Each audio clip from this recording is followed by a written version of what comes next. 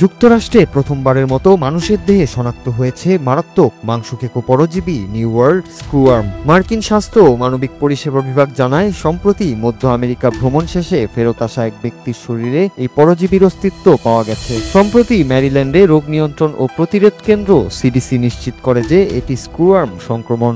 এর আগে একই ধরনের আরেকজন আক্রান্ত রোগীকে শনাক্ত করা হয়, যিনি ভ্রমণ করেছিলেন গুয়েতামালা থেকে।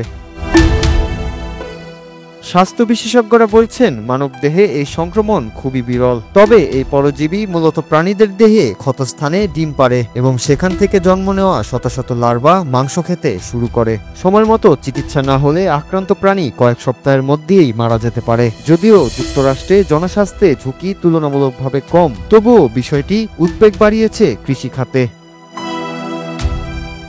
কারণ গবাদি পশুতে যদি এই পরজীবী ছড়িয়ে পড়ে তবে ক্ষতি হবে ভয়াবহ।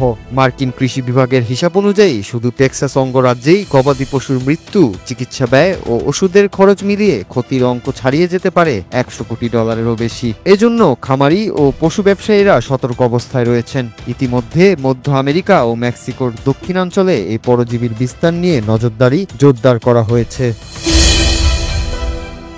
এদিকে কয়েকটি রাজ্যের পশু চিকিৎসক অভিযোগ করেছেন যে সিডিসি যথাসময়ে সংক্রমণের তথ্য জানায়নি, বরং তথ্য গোপন করে তারা রাজ্য পর্যায়ের কর্তৃপক্ষের উপর দায় চাপিয়েছে। বিশেষজ্ঞরা বলছেন, সংক্রমণ ধরা পড়লে লার্ভা অপসারণ ও ক্ষত পরিষ্কার করা অত্যন্ত জটিল এবং কষ্টসাধ্য কাজ। তবে দ্রুত চিকিৎসা শুরু করা গেলে রোগীকে সাধারণত বাঁচানো সম্ভব হয়।